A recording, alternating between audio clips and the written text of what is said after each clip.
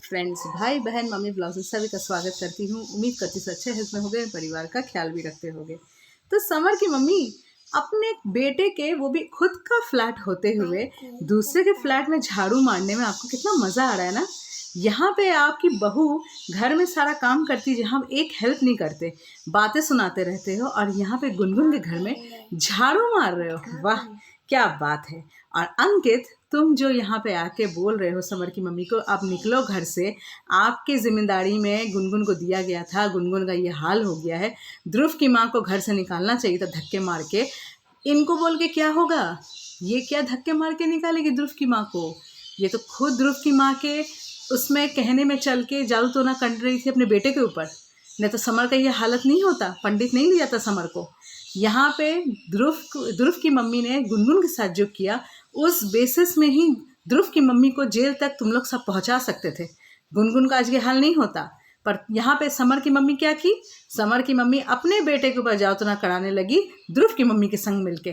तो वो क्या उनका हाथ पकड़ के बाहर निकालेगी? वो तो खुद ही एक षड्यंत्र की वो है, हिस्सेदारी में है।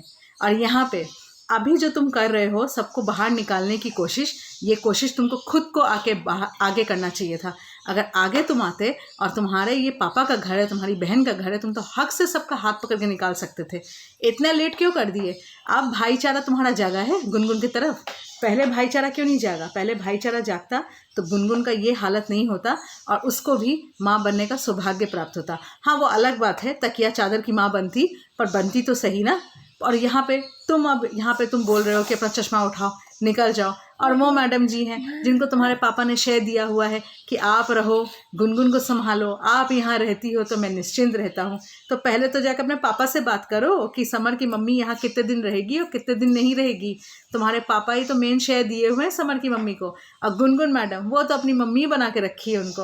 और ध्रुव की माँ को तो तुम लोग धक्के मार के अभी तक क्यों नहीं निकाले? कोई लेडी कांस्टेबल अभी तक क्यों नहीं आई?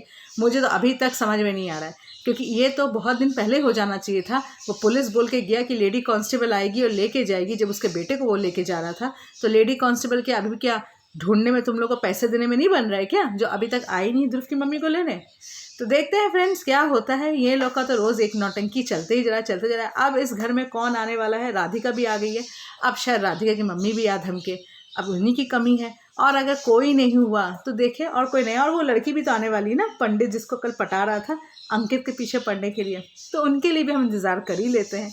तो चलिए, सुना जो ब्लॉग अच्छा लगा प्लीज़ एक लाइक ज़रूर कीजिएगा, चैनल में प्लीज़ सब्सक्राइब। ये आगे खड़ा रहता है आपके लिए, आप लोग को बाय बाय करने के लिए।